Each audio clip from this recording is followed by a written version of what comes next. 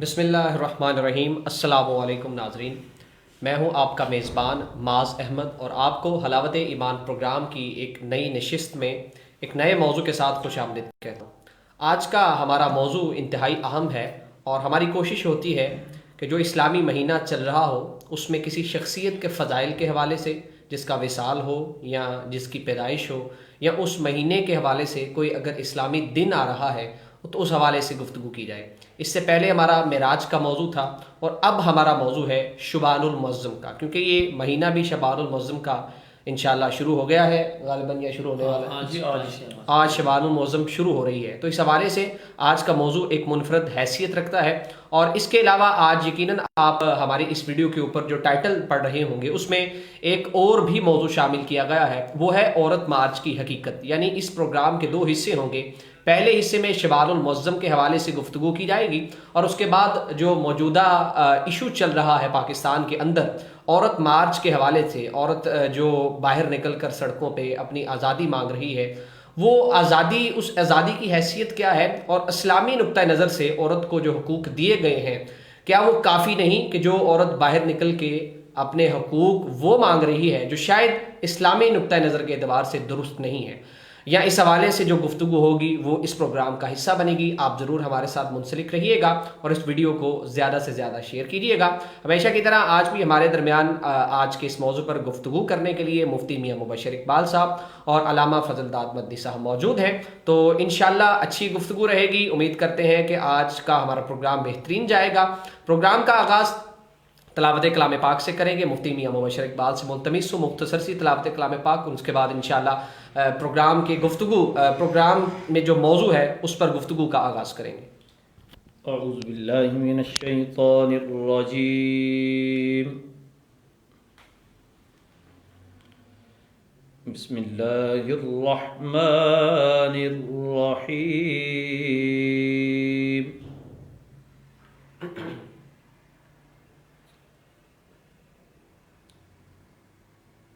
اِنَّا أعطيناك الكوثر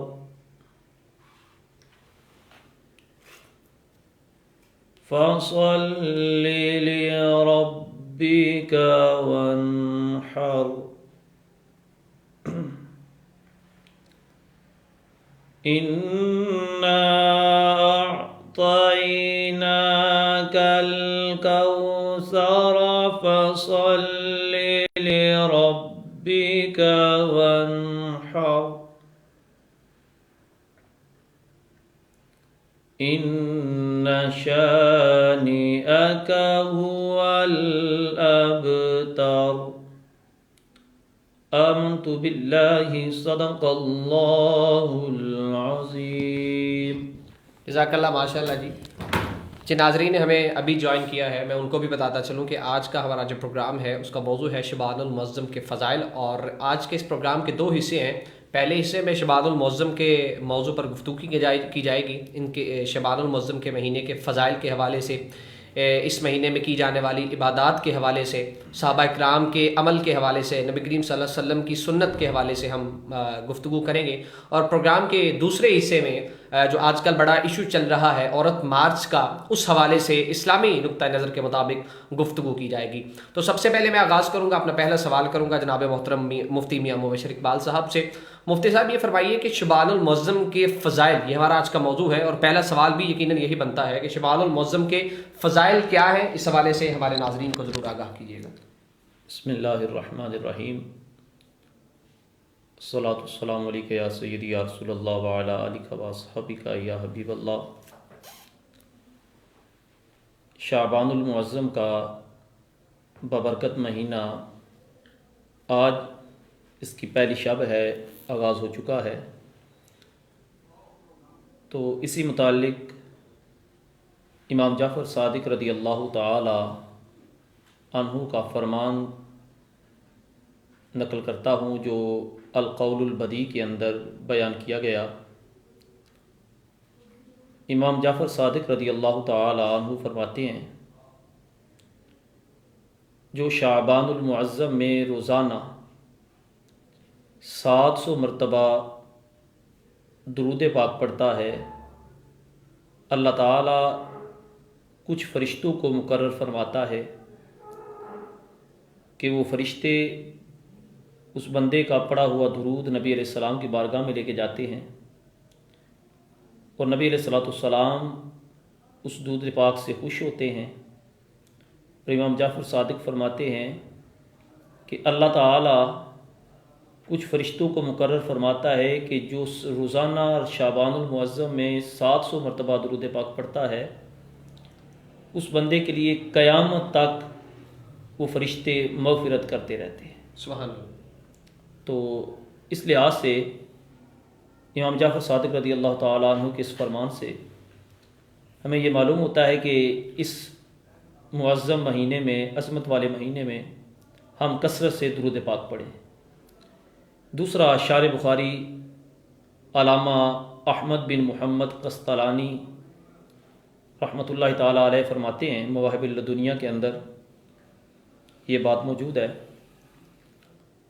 وہ فرماتے ہیں کہ بے شک یہ مہینہ شعبان المعظم کا یہ نبی علیہ السلام پر درود پاک بھیجنے والا مہینہ ہے، اور اسی مہینے کے اندر آیت درود جو سورۃ الاحزاب کے اندر ہے، ان اللہ و ملائکتہ یصلون علی النبی یا ایھا الذین آمنوا صلوا علیہ وسلموا تسلیما، یہ قرآن کی جو آیت مبارکہ ہے یہ اسی مہینے میں نازل ہوئی۔ اب ایک تو آغاز ہے اس مہینے کا، اس مناسبت سے ناظرین و سامعین کو یہ ایک عظیم تحفہ جو نبی علیہ السلام کی ذات مبارکات پر درود پاک کا ہے، وہ آپ نے امام جعفر صادق رضی اللہ تعالیٰ عنہ کے فرمان سے جو فرمان انہوں نے ہے بیان کیا ہے وہ آپ نے سنا، تو اس کو اپنا معمول بنائیں، درود پاک کو اس مہینے میں درود پاک کو درود پاک کی کثرت کریں، کم از کم 700 مرتبہ درود پاک پڑھیں۔ اور ایک ویسے روایت بھی ہے نا، سرکار کا فرمان ہے شعبان شہری، جی بے شک، شعبان میرا مہینہ ہے۔ بے شک۔ اچھا اچھا اچھا اور اس مہینے کے متعلق یہ شعبان لفظ شعبن سے مشتق ہے۔ اچھا، شعبن کا معنی گھاٹی ہوتا ہے، جس طرح پہاڑ ہے، پہاڑ کے اوپر ایک راستہ ہوتا ہے جانے کے لیے، اب گھاٹی ہوتی ہے، تو یہ مہینہ شعبان المعظم کا خیر و برکت کے لیے رمضان کا مہینہ آ رہا ہوتا ہے، اس کے لیے خیر و برکت کا نزول ہوتا ہے، یعنی گویا کہ برکتوں کی طرف لے کے جانے والا مہینہ ہے، یہ اتنی عظمت اور فضیلت والا مہینہ ہے۔ صحیح۔ ایک کتاب ہے تدوین فی اخبار کذبین، اس کے اندر یہ نبی علیہ السلام کا فرمان نقل کیا گیا ہے کہ شعبان کو شعبان کیوں کہتے ہیں؟ اس لیے کہ نبی علیہ السلام نے فرمایا انما سمی شعبان، شعبان کو شعبان اس لیے کہتے ہیں لأنہ ینشعب، اس لیے کہ اس کے اندر شعبان المعظم کے اندر فیہ خیر کثیر للصائم حتی یدخل الجنہ، اس کے اندر بہت زیادہ خیر کثیر جو ہے، بہت زیادہ بلائیاں پھوٹتی ہیں، اور روزہ رکھنے والوں کے لیے اتنی بلائیاں ہوتی ہیں کہ اس بندے کو حتی یدخل الجنہ، یہاں تک اس بندے کو جنت میں لے جاتی ہے۔ سبحان اللہ۔ یعنی یہ مہینہ خیر و برکت والا مہینہ ہے۔ اس مہینے کے اندر نبی علیہ السلام کا، جس طرح علامہ صاحب نے بیان فرمایا کہ نبی علیہ السلام کا فرمان ہے شہر شعبان شہری، شعبان کا مہینہ میرا مہینہ ہے۔ اب ایک مسند الفردوس کے اندر یہ روایت ہے، اور جب نبی علیہ السلام کا مہینہ شعبان المعظم کا ہے تو اس سے بڑھ کر فضیلت اور کیا ہوگی؟ یہ نبی علیہ السلام نے بذات خود یہ فرمایا ہے۔ اور دوسرا یہ ہے کہ یہ مہینہ قاریوں کا مہینہ ہے۔ امام حبیب بن ابو ثابت یہ بیان کرتے ہیں کہ یہ مہینہ قرآن پاک کی تلاوت کرنے والا مہینہ ہے۔ اب دیکھیں رمضان المبارک آ رہا ہوتا ہے تو جو حفاظ رمضان المبارک میں تراویح کے اندر قرآن پاک سناتے ہیں تو وہ اس مہینے کے اندر شعبان المعظم میں اپنے قرآن پاک کی تیاری کرتے ہیں، گویا کہ یہ مہینہ قرآن پاک کی تلاوت کا مہینہ ہے۔ اور یہیں کول عظیم تابعی بزرگ ہیں حضرت سلمہ بن کہیل رضی اللہ تعالیٰ عنہ، وہ یہ فرماتے ہیں کہ ماہ شعبان تلاوت قرآن پاک کثرت سے کرنے والا مہینہ ہے۔ اب حضرت ابو معمر رحمۃ اللہ تعالیٰ علیہ وہ فرماتے ہیں شعبان کے متعلق، وہ کہتے ہیں کہ شعبان المعظم نے نا رب کی بارگاہ میں یہ عرض کیا، مولا مجھ سے پہلے والا جو مہینہ ہے رجب المرجب کا یہ بھی عظمت والا ہے، میرے بعد والا جو مہینہ ہے رمضان المبارک کا یہ بھی بڑی عظمت والا ہے، تو اے مولا میری کیا فضیلت ہے؟ اب رب تعالیٰ کی طرف سے جواب آیا، اے شعبان میں نے تجھ میں قرآن کی تلاوت کو رکھ دیا۔ یعنی پہلا ہم نے یہ سمجھا کہ درود پاک، صحیح، اس مہینے میں درود پاک پڑھیں، دوسرا یہ اس مہینے میں قرآن پاک کی کثرت سے تلاوت کریں، ٹھیک ہے۔ اب قرآن پاک کی کثرت سے تلاوت اسی مہینے میں کرنی ہے، درود پاک پڑھنا ہے۔ اب ایک اور چیز ہے جو دیکھا جاتا ہے کہ چاند شعبان المعظم کا، صحیح، چاند رمضان المبارک کا، چاند شوال المکرم کا، چاند ذوالقعدہ کا، صحیح، چاند ذوالحجہ کا بڑے اہتمام سے دیکھا کرتے ہیں۔ آپ بھی دیکھتے ہیں کہ رویت ہلال کمیٹی، آپ کہتے ہیں کہ رویت ہلال کمیٹی والے جناب یہ مہینے نظر آتے ہیں، پہلے نظر ہی نہیں آتے۔ جی جی، تو اس میں شرعی مسئلہ یہ ہے کہ ان مہینوں کے اندر چاند کا دیکھنا واجب علی الکفایہ ہے۔ صحیح، اور اس کی وجہ؟ اس کی وجہ یہی ہے کہ یہ حرمت والے، یہ عزت والے مہینے ہیں، ٹھیک ہے، یعنی اس سے یہ مہینے وہ ہیں کہ جن کے ذریعے رمضان مبارک کا تعین کیا جائے گا۔ رمضان آ رہا ہے، کمی بیشی نہ رہ جائے، شعبان اس وجہ سے کیا جاتا ہے کہ آگے رمضان مبارک آ رہا ہے۔ صحیح، اب رمضان کا ظاہری بات ہے ہم نے دیکھ کے روزے رکھنے ہیں، بالکل ایسے۔ اب شوال اس وجہ سے کہ آگے عید آنی ہے، اور حج والا مہینہ، حج والا ذوالقعدہ۔ جی جی، اب یہ مہینوں کا چاند دیکھنا بھی واجب علی الکفایہ ہے۔ صحیح، یہ وہ فضائل ہیں شعبان المعظم کے جو کتابوں کے اندر، احادیث کے اندر ان کے موجود ہے۔ اس کے علاوہ بھی شعبان المعظم کے اندر عبادات کثرت سے کرنا، ٹھیک ہے، نبی علیہ السلام کا معمول رہا ہے کہ نبی علیہ السلام جب یہ نبی علیہ السلام کا فرمان آ گیا کہ شعبان میرا مہینہ ہے، تو آپ حساب لگائیں کہ نبی علیہ السلام اس مہینے کے اندر عبادات کتنے کرتے ہوں گے، صحیح، کتنے اعلیٰ اس مہینے کے اندر نبی علیہ السلام کا معمول رہا۔ نبی علیہ السلام اس مہینے میں روزے رکھتے تھے، کثرت سے روزے رکھتے تھے۔ حضرت عائشہ صدیقہ رضی اللہ تعالی عنہا بیان کرتی ہیں، یہ سیاستہ کی ترمذی شریف کے اندر بھی یہ روایت موجود ہے، اس کے علاوہ بھی کتب کے اندر نسائی شریف کے اندر یہ روایت ہے کہ حضرت عائشہ صدیقہ رضی اللہ تعالی عنہا فرماتی ہیں کہ نبی علیہ السلام رمضان المبارک کے مہینے کے بعد جو سب سے زیادہ روزے رکھتے تھے وہ شعبان المعظم کا مہینہ ہوا کرتا تھا۔ صحیح، اب اس میں مہینے روزہ رکھنے کی حکمت کیا ہے؟ اچھا، شعبان المعظم کے اندر آپ دیکھتے ہیں کہ جو ہمارے بزرگ ہیں وہ کہتے ہیں جی 15 شعبان کو بھی روزہ رکھیں۔ ہاں جی، یہ شعبان کے مہینے میں نبی علیہ السلام روزہ رکھا کرتے تھے۔ آج کل بھی اکثر لوگ بڑے اہتمام سے شعبان کے روزے رکھتے ہیں۔ اس کی وجہ یہ ہے جی جی، کہ بندہ جو ہے نا جب یہ روزہ رکھے گا نا ہاں ہاں، تو ایک مشق ہوگی، ایک پریکٹس ہو جائے گی، اچھا، کیونکہ رمضان مبارک کا فرض روزہ آ رہا ہے۔ صحیح، اب جب شعبان المعظم کا بندہ روزہ رکھے گا تو ایک پریکٹس آ جائے گی، نفلی روزہ ہے، ثواب کی نیت سے رکھ رہا ہے، جو ہی فرض کا روزہ رکھے گا نا اس کو اپنے اوپر بوجھ نہیں سمجھے گا، جی جی، کیونکہ اس کی پہلے ہی پریکٹس ہو چکی ہے۔ دیکھیں نا، اس کو میں اس چیز سے ریلیٹ کروں گا کہ جب رمضان شروع ہوتا ہے، جو شعبان کے روزے نہیں رکھتے نا، کچھ لوگ ہوتے ہیں، رمضان شروع ہوتا ہے تو پہلے 3-4 روزے بڑے مشکل ہوتے ہیں، ہاں، پھر اس کے بعد روٹین بن جاتی ہے۔ اصل وجہ یہی حکمت ہوگی، یہ حکمت ہے، دیکھیں نا، اب ایک بندہ عادی ہو جائے کسی چیز کا تو اس کے لیے تو یہ بڑی آسانی سے، یعنی رمضان کا روزہ بڑی آسانی سے گزار لے گا۔ صحیح، ایک بندہ ہے سال کے اندر روزہ اس نے رکھا ہی نہیں ہے، جو ہی فرسٹ رمضان آتا ہے، پہلا رمضان آتا ہے، وہ پریشان ہو جاتا ہے۔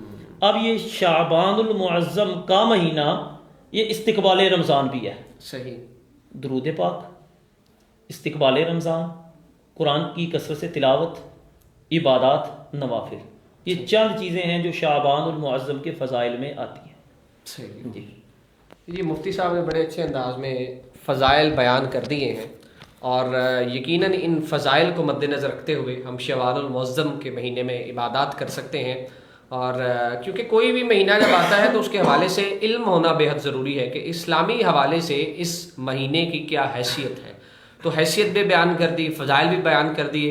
اگلا سوال جو میں مفتی صاحب سے یہ کروں گا وہ یہ ہے کہ شعبان المعظم میں نبی کریم صلی اللہ تعالیٰ علیہ وآلہ وسلم کا اور صحابہ کرام کا عمل کیا ہوتا تھا، ان کی عبادات کیا ہوتی تھی، اور اس مہینے کا کس طرح سے وہ اہتمام کرتے تھے. جی، جس طرح پہلے بیان کیا کہ نبی علیہ الصلوۃ والسلام اس مہینے کے اندر روزوں کی کثرت کیا کرتے تھے. صحیح. حضرت عائشہ صدیقہ رضی اللہ تعالی عنہا ہی بیان کرتی ہیں کہ نبی علیہ الصلوۃ والسلام ماہ شعبان میں یعنی شعبان المعظم میں روزے زیادہ رکھتے تھے اور یہ روزے رکھنے کو بہت زیادہ پسند فرمایا کرتے تھے. صحیح.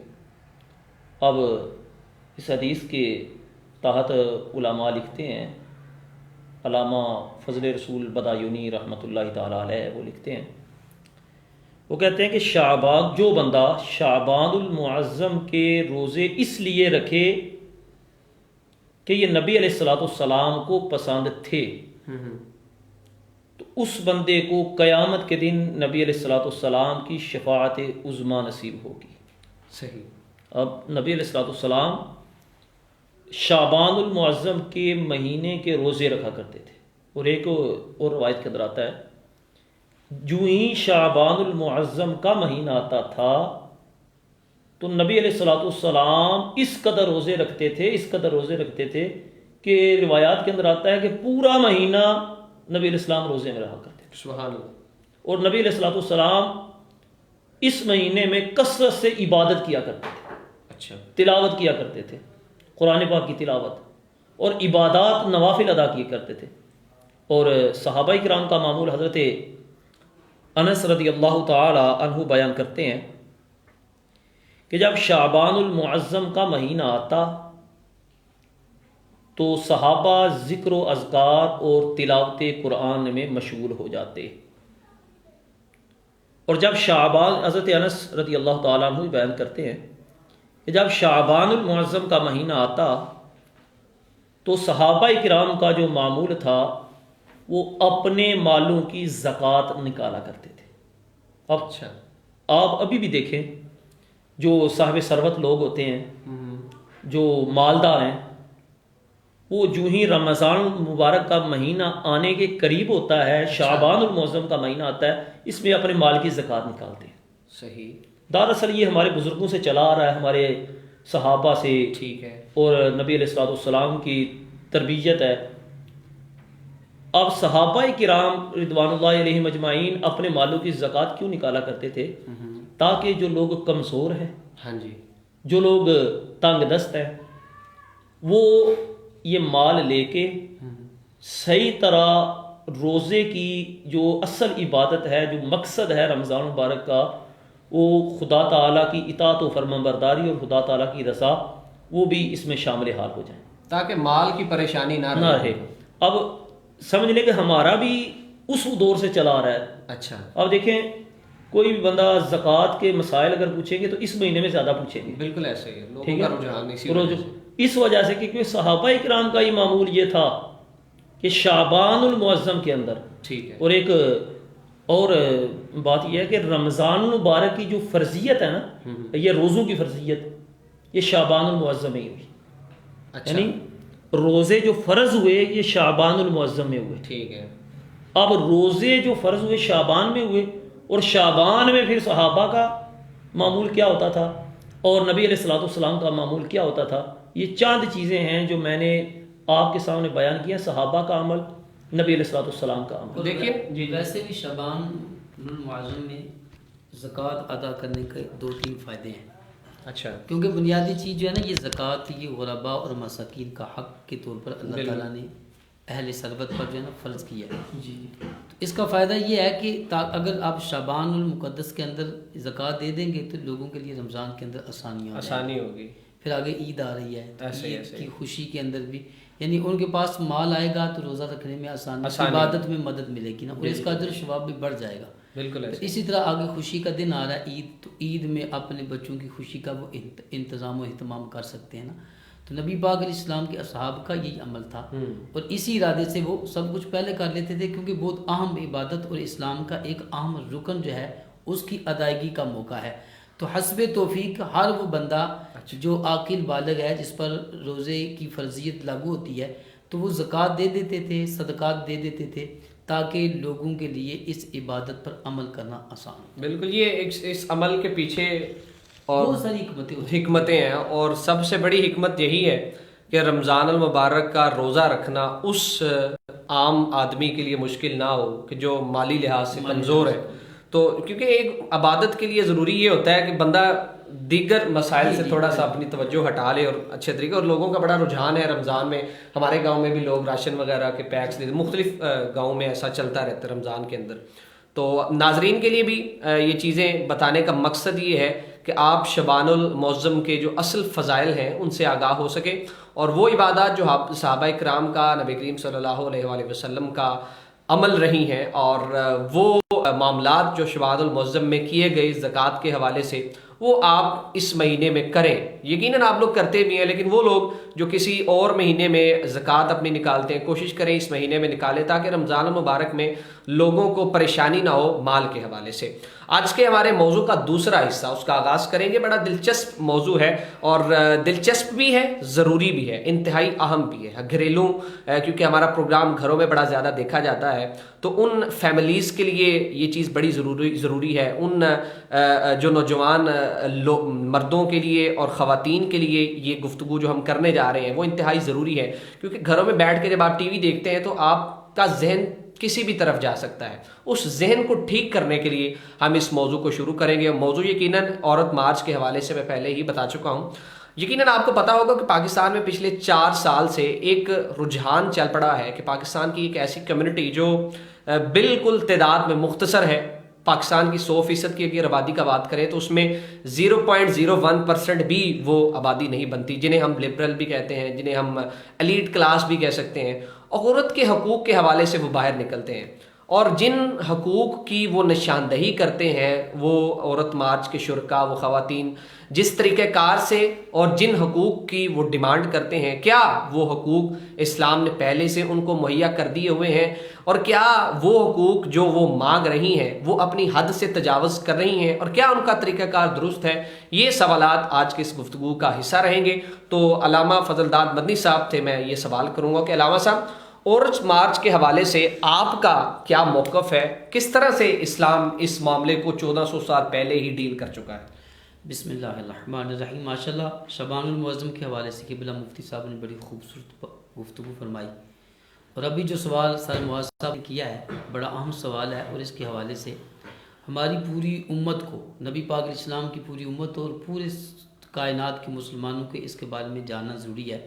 کیونکہ بہت ساری چیزیں ایسی کہ ناعلمی اور جہالت کی وجہ سے ہم ان چیزوں کے خلاف سمجھنا شروع کر دیتے ہیں، اور بعض ہمارے بھائی بولے والے ہوتے ہیں اور وہ غلط باتوں پر بھی غلط جو ہے وہ تائید کرنا شروع کر دیتے ہیں. اس پر اب یہ جو 8 مارچ کو غالباً یہ ہوا، پچھلے سال بھی ہوا 2020 3-4 سال سے چل رہی ہے، لیکن زیادہ 2020 سے اس کو نا جو ہے وہ زیادہ پذیرائی ملی ہے. تو بہت سارے احبابوں کی گفتگو سننے کو ملتی ہے، اور پھر ان سے بھی بعض اوقات آتی ہے کہ یہ ہمارے ایسے جو دین کو نہیں جانتے تو شاید اس وجہ سے یہ اس طرح کی گفتگو کر رہے ہیں. اور بہت سارے لوگ جو ہیں اس کا جو سمجھدار ہیں، ایماندار اختلاف بھی کر رہے ہیں. دیکھیں قرآن مجید کے اندر اگر ہم قرآن پاک کو پڑھیں، نبی کریم علیہ السلام کی سیرت کو پڑھیں، احادیث کو پڑھیں، اور اسلامی تاریخ کو ہم پڑھیں، صحیح، اسلام سے پہلے عورت کا حق کیا تھا اور اس کو کون سے حقوق دیے جاتے تھے. دیکھیں کسی بھی جاندار چیز کا سب سے پہلا اہم ترین حق ہوتا ہے زندہ رہنا. صحیح. زندگی اور موت اللہ تبارک و تعالیٰ کے قبضہ قدرت میں ہے. انسان اللہ تعالیٰ نے جس کو زندگی دی ہے اس کا حق ہے کہ جب تک اللہ چاہے وہ اپنی زندگی کو آسان طریقے سے گزار سکے. آپ آج کے معاشرے کے اندر ہماری بہنیں خواتین جو ہیں وہ جن لوگوں کے ایما پر یہ سب کچھ کر رہی ہیں، اسلام سے پہلے بھی اور آج بھی ان کے نزدیک عورت کی کوئی حیثیت نہیں ہے. میں اس پر دلیل انشاءاللہ پیش کروں گا صحیح، تاکہ یہ سمجھ آئیں کہ ہم جن کے اشاروں پر چل رہی ہیں وہ ہمارے حمایتی نہیں ہیں بلکہ ہماری عزت کے دشمن ہیں. ٹھیک ہے، وہ ہمیں معاشرے کے اندر ایک جانور، غیر انسانی جانور جو ہے اس کا کردار ادا کرنے پر مجبور کر رہے ہیں. ٹھیک ہے نا. آج سے 1400 سال پہلے یعنی اسلام، نبی کریم علیہ السلام کی بعثت اور رسالت اور آپ کی دنیا میں ولادت باسعادت سے پہلے عورت کی حیثیت کیا تھی؟ آپ پوری تاریخ اٹھا کر دیکھیں اور رونگٹے کھڑے ہو جائیں گے کہ اس وقت تمام مذاہب، یہ یہودیت اس وقت بھی تھی، عیسائیت اس وقت بھی تھی، جن کو آج جو درد ہو رہا ہے نا حقوق نسواں کا، یہ سارے معاملات اس وقت تھے. اس وقت عورت زندہ نہیں رہ سکتی تھی، عورتوں کو زندہ قبروں میں دفن کیا جاتا تھا. یہ تاریخ گواہ ہے اس بات. بالکل ایسے. ٹھیک ہے. اور عورت کو گناہ کا آلہ سمجھا جاتا تھا، عورت پر ظلم و جبر کیا جاتا تھا. عورت کی حیثیت صرف ایک آلہ گناہ تھا. ٹھیک ہے. اور اس کی حیثیت جو ہے وہ معاشرے کے اندر ثانوی سے بھی نچلی حیثیت، یعنی انسانی حیثیت بھی اس عورت کو نہیں ملی تھی جو اسلام نے اسے عطا کی. اب سنیں، قرآن مجید میں اللہ تبارک و تعالیٰ نے اس عورت کو یہ فطرتی حق دیا. دیکھیں اب یہ تعجب کی بات ہے کہ آج جو ہمارے حقوق نہیں وہ ہم باہر روڈوں اور بازاروں پہ چلا کر مانگ رہی ہیں، لیکن اسلام نے عورت کو یہ حق مانگنے کی وجہ سے نہیں دیا. اچھا، یہ اس وجہ سے دیا کہ وہ عورت ہے. یعنی یہ اس کا فطرتی حق تھا. اسلام نے اس کو فطرتی حق دیا ہے. اور آج جو ہم مانگ رہی ہیں یہ ہمارے غیر فطرتی حقوق ہیں. اچھا، یہ ہمارے فطرتی حقوق نہیں ہیں. آپ دیکھیں نا وہ جو کیا کہتے ہیں، وہ جو بورڈ اٹھائے گھوم رہے تھے اور جو پلے کارڈ تھے ان کے، اور جو وہ جو ہے وہ نعرے لگا رہی تھی، وہ غیر فطرتی ہیں. وہ چیلنج اللہ تبارک و تعالیٰ کی قدرت کو چیلنج ہے، وہ نبی پاک علیہ السلام کی شریعت اور دین کو چیلنج ہے. یہ صراحت. اور میں سمجھتا ہوں کہ مسلمان جتنا بھی گناہ گار ہو وہ اللہ اس کے رسول کو چیلنج نہیں کر سکتا. یہ بہت بڑا ظلم اور جبر ہے. اور پھر تعجب بھی اس پر یہ کہ کوئی بھی ہمارا ایک اسلامی ملک ہے، اسلامی ملک ہونے کے باوجود کسی نے ان کو نہیں روکا. قانون ساز ادارہ جو ہے ان کے خلاف نہیں ایکشن لے رہا. حالانکہ لینا چاہیے بحیثیت مسلمان. بالکل ایسے ہی. اس میں جملے بندہ بیان نہیں کر سکتا. میں عرض کر رہا ہوں کہ میں وہ جملے بیان کرنا بھی چاہوں تو نہیں کر سکتا، کیونکہ اللہ کی ذات کے بارے میں، اللہ کی اور سیدہ عائشہ صدیقہ رضی اللہ تعالی عنہا کے بارے میں. اور سب سے بڑی بات یہ ہے کہ اس وقت ہمارے پوری دنیا کے اندر مسلمانوں کا جو کیفیت ہے وہ یہ ہے کہ بھرے پڑے ہیں، غصہ ہے. ٹھیک ہے کہ فرانس والوں نے گستاخی کی تھی، ٹھیک ہے، حکومت کی زیر سرپرستی کی تھی، نبی علیہ السلام کے خاکے شائع کیے. اب ان کے جھنڈے اٹھا کے وہ مارچ میں شریک ہیں. بالکل ایسے. یہ تو میں نے ایک سمپل چھوٹی سی بات بیان کی ہے. بالکل ایسے. اور وہ جو نعرے تھے، وہ جو لفظ تھے، یعنی وہ لفظ ایک غیرت مند مسلمان نہیں بیان کر سکتا. بالکل ایسے. تو میں جو عرض کرنا چاہ رہا ہوں، اب اسلام نے جو حقوق دیے ہیں وہ عورت کو تقاضے کے پر، اس کے مطالبے پر نہیں دیے. یہ اس کا حق تھا، فطرتی حق تھا. اللہ رب العزت نے وہ عطا کیا. قرآن مجید کے اندر فرمایا وَإِذَا الْمَوْءُودَةُ سُئِلَتْ بِأَيِّ ذَنبٍ قُتِلَتْ. فرمایا کہ وہ وقت یاد کرو کہ جب ایک ایسی عورت، ایسی بچی کو پوچھا جائے جس کو زندہ قبر میں دفن کیا گیا کہ تجھے کس گناہ اور کس جرم کی وجہ سے قتل کیا گیا. عورتوں کو، بچیوں کو لوگ زندہ دفن کر دیتے تھے. جس گھر میں بیٹی پیدا ہوتی وہ اس پر غم کی کیفیت ہوتی. اور دیکھیں پورے معاشرے کے اندر آپ یونان کو لے لیں، عراق کو لے لیں، شام کو لے لیں، مصر کو لے لیں، ہندوستان کو لے لیں. عورت کی حیثیت کیا تھی؟ عورت کی حیثیت یہ تھی بحیثیت بیوی. اگر شوہر فوت ہوتا تو ہندوستان کے اندر بیوی کو زندہ ہی شوہر کے ساتھ جلایا جاتا تھا. ٹھیک ہے. عورت کی حیثیت کیا تھی کہ شوہر فوت ہو گیا تو اولاد جو ہے، اچھا، پہلے باپ یعنی وہ بطور ایک کیا خرید و فروخت کے یعنی مال کے طور پر وہ چیز استعمال ہوتی تھی. عورت کو باقاعدہ اس کا جو ہے وہ اس کی تجارت کی جاتی تھی اور عیاشی فحاشی کے طور پر عورت کو استعمال کیا جاتا تھا. اس سے اسلام سے پہلے عورتوں کی خرید و فروخت ہوتی. اب باپ فوت ہو گیا کہ شخص نے خریدا، اس نے استعمال کیا، اس کی اولاد اسی سے پیدا ہوئی. تو اسی سے پیدا ہونے والی اولاد جس کو جو ماں بن چکی ہے، ٹھیک ہے نا، تو ماں ہونے کے باوجود اب بیٹا اس کو پکڑ کر بازار میں بیچ رہا ہے. ماں ہونے کے باوجود جو ہے وہ بیٹا جو ہے اس کو وراثت میں بطور مال کی تقسیم کر رہا ہے. یہ عورت کی حیثیت تھی اس سے پہلے. اور اسلام نے تو یہ سارے حقوق ہمیں دیے ہوئے ہیں. عورت کو زندہ رہنے کا حق دیا اور عورت کو معاشی حق دیا، معاشرتی حق دیا. اب قرآن مجید پڑھے وَعَاشِرُوهُنَّ بِالْمَعْرُوفِ، قرآن نے ہمیں فرمایا کہ تم ان کے ساتھ بلائی کے ساتھ زندگی گزارو. تعلیم کا حق اسلام نے انہیں دیا ہے، انہیں آزادی رائے کا حق اسلام نے انہیں دیا ہے. ایسی بات نہیں ہے کہ عورت پابند ہے. اور قرآن نبی کریم صلی اللہ علیہ وسلم کا فرمان، آج کچھ طویلات لوگ کرتے ہیں، من گڑت طویلات، جبکہ ان کا اسلام سے تعلق نہیں، وہ جوڑ دیتے ہیں کہ دیکھیں جی ان کا بنیادی مقصد یہ تھا، ان کا بنیادی مقصد یہ تھا.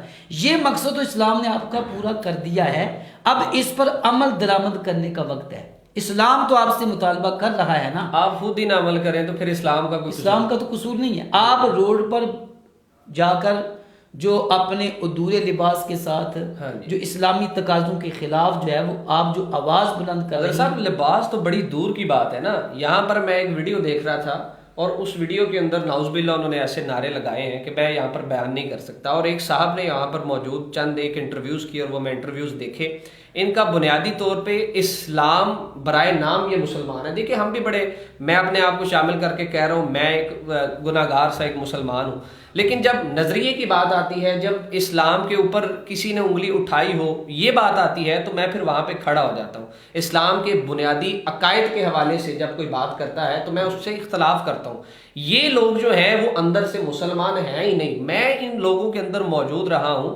لاہور میں جب میں رہتا تھا تو ان لوگوں کے درمیان رہتے ہوئے میں نے یہ چیز جج کی تھی. یہ اپنے آپ کو صرف چند ملکی پابندیوں کی وجہ سے شاید مسلمان کہنے کے لیے مجبور ہے، ورنہ یہ اپنے آپ کو مسلمان نہ کریں. ان کا دل یہ کرتا ہے کہ ہم رات کو سوئیں، صبح اٹھے تو یہ مسلمانوں کا جو ملک ہے وہ ٹوٹلی یورپ کی طرح تبدیل ہو گیا ہو. جو آزادیاں وہاں پر دی گئی ہیں وہی آزادیاں یہاں پر. پھر میں عرض کرتا ہوں جی کہ جو مغربی تہذیب کے اندر عورت کو آزادی دی اس کی فطرتی نہیں ہے، فطرتی نہیں، ایک مصنوعی مرد کے طور پر. ایسے ہی ہے.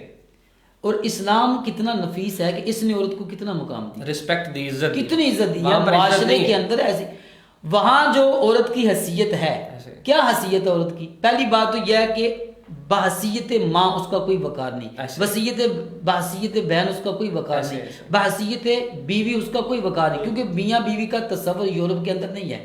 یورپ کے اندر اگرچہ بظاہر ہے لیکن وہ جو مقام ایک بیوی کا، قرآن فرماتا ہے ہن لباس لکم وانتم لباس لہن، کہ ایک بیوی ہونے کی حیثیت سے قرآن نے فرمایا کہ عورتیں تمہارا لباس ہیں اور تم عورتوں کا لباس ہو. اب لباس کو انسان کتنی حیثیت اور مرتبہ دیتا ہے، ہم اس بات کو سمجھے اسلامی نقطہ نظر سے. ماں کی حیثیت اسلام میں کیا ہے، وہاں ماں کی کیا حیثیت ہے؟ اولاد جب چلنے پھرنے کے قابل ہو جاتی ہے ماں کو کون جانتا ہے؟ ماں تو اب ماں جو ہے وہ اپنی اولاد کو بھول جاتی ہے اور اولاد ماں کو بھول جاتی ہے. زندگی ان کی یہ اولڈ ہاؤس کیوں بنے ہوئے ہیں؟ اس وجہ سے بنے ہیں کہ وہاں اولادیں اپنے ماں باپ کی دیکھ بھال نہیں کرتی. ہم اس مغربی تہذیب کو اپنانا چاہتے ہیں جہاں تو اللہ تبارک و تعالیٰ کے رسول صلی اللہ علیہ وسلم نے دیکھی عورت کی 3 حیثیتیں ہیں. میں آپ کو عرض کرتا ہوں، عورت بحیثیت بیٹی، عورت بحیثیت بیوی، عورت بحیثیت ماں، اور چوتھا بھی کر لیں عورت بحیثیت بہن. اب ان کو بالترتیب جب دیکھیں تو اسلام نے کیا کہا کہ عورت اگر بیٹی ہے تو رحمت ہے، عورت اگر بیوی ہے تو فرمایا وہ تمہارے جسم کا لباس ہے، عورت اگر بہن ہے تو فرمایا کہ وہ بھائیوں کی عزت ہے، عورت اگر ماں ہے تو اولاد کی جنت ان کے قدموں کے نیچے. بالکل ایسے ہے. اور آپ بتائیں کہ اس سے بڑی عزت کیا ہوگی، جو اس سے بڑا عورت کے لیے مقام کیا ہے؟ مقام کیا ہے جو اسلام نے اس کو دیا ہے؟ اور دیکھیں نا بعض چیزوں کو اسلام کے ساتھ ریلیٹ کیا جاتا ہے. یعنی کوئی بھی اگر ایسا معاملہ جو عورت کے حوالے سے پاکستان کے اندر غلط ہے، مثال کے طور پہ اس کو اسلام کے ساتھ ریلیٹ کر دینا. مثال دیتا ہوں میں، جیسے ہم اسلام بطور مسلمان ہم اس چیز کو اچھا نہیں سمجھتے کہ نعوذ باللہ کوئی جو ہے وہ شخص کسی چھوٹی بچی کے ساتھ یا عورت کے ساتھ زیادتی کرے، ہم اس کا مکمل طور پہ اس پہ احتجاج بھی کریں گے. اس چیز کی آڑ میں یہ اسلام کے خلاف باتیں کر رہے ہیں. اصل بات یہ ہے کہ یہ صرف زبان کی حد تک ہے. ہاں جی، بظاہر جو عمل ہے وہ خود ہی اس بات کی دعوت دینا ہے. صحیح بات. برائی کی دعوت خود اپنے لباس سے، اپنے کردار سے، اپنی زبان سے، اپنے ارادوں سے وہ دے رہے ہیں. بالکل ایسا. اچھا دیکھیں قرآن مجید کے اندر سورہ نور کے اندر عورتوں کے حقوق بیان ہوئے. بے شک اسلام نے عورت کے تقدس کو کتنا اجاگر کیا ہے. آج یہ اگرچہ یہ ہیلا ہے ان کا کہ دیکھیں جی ہمارے ساتھ ظلم ہوتا ہے، زیادتیاں ہوتی ہیں، ریپ ہوتا ہے، یعنی جس کمیونٹی کو وہ وہاں پہ ریپرزینٹ کر رہے ہوتے ہیں وہ اسلام نے دیا ہوا ہے. ہاں جی ایسا ہی ہے. اور پھر دیکھیں تقاضا تو یہ کرنا تھا کہ اس پہ عمل درآمد ہو. ہاں جی علامہ صاحب مفتی صاحب تشریف فرمائیں، نبی کریم صلی اللہ علیہ وسلم کا فرمان ہے، سرکار نے فرمایا کہ جب عورت بالغ ہو جائے تو اس کی اجازت کے بغیر اس کا نکاح نہ کرو. یہ تو اسلام نے کر دیا اس کو. اور اگر نابالغہ کا حق کا نکاح کر دیا بلوغت سے پہلے تو جب وہ بالغ ہوگی تو اس کو اختیار ہوگا کہ اس نکاح کو باقی رکھے یا نہ رکھے. یہ اسلام نے بتا دیا اس کو. ٹھیک ہے ٹھیک ہے.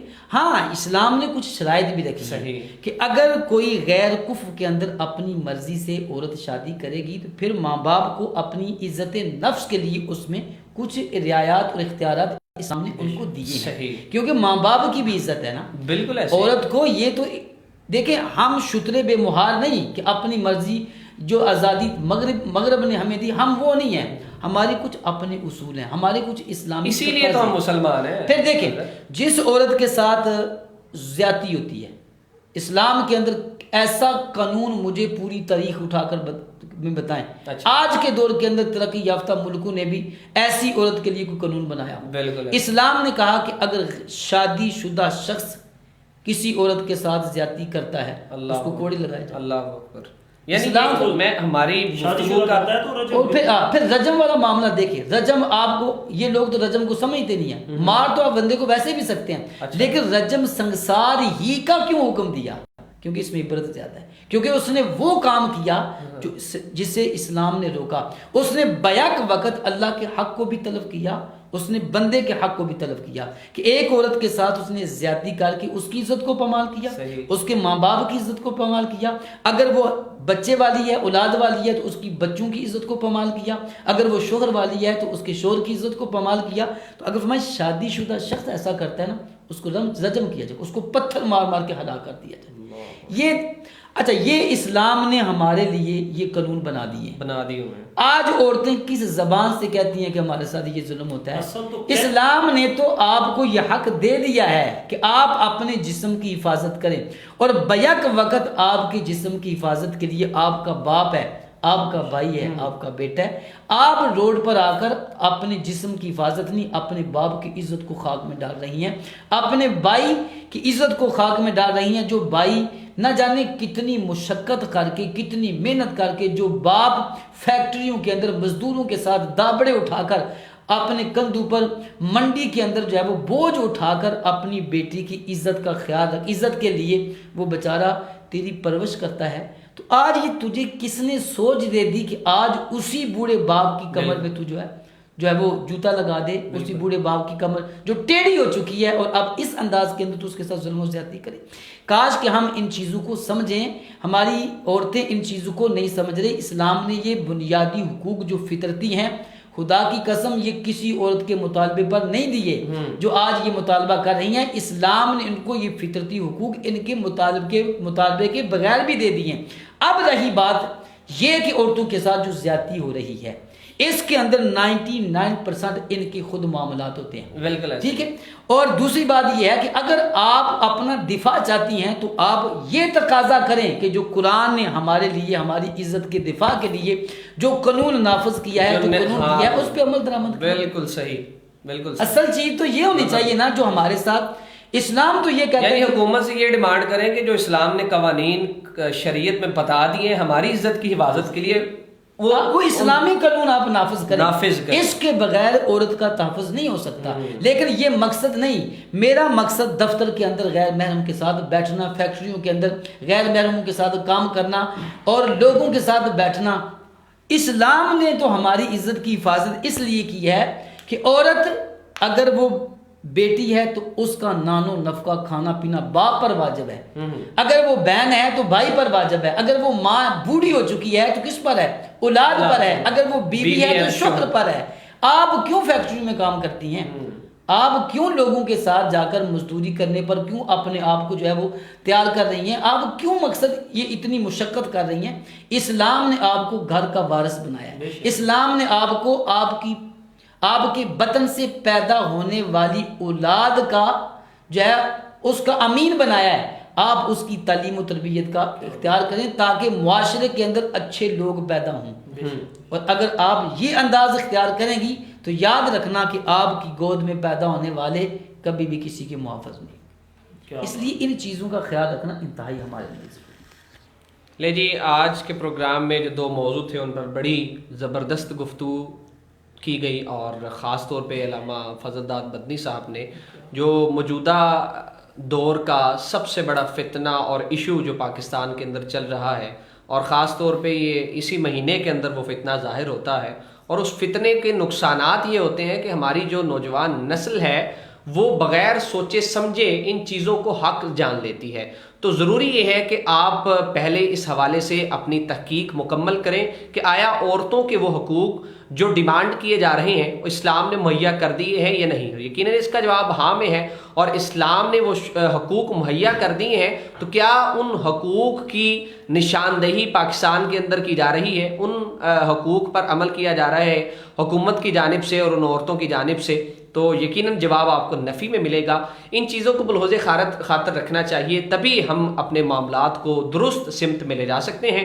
تو انشاءاللہ اگلے ہفتے ایک نئے موضوع کے ساتھ آپ سے ہوگی ملاقات. تب تک کے لیے جی ہمیں دیجیے اجازت. اللہ حافظ.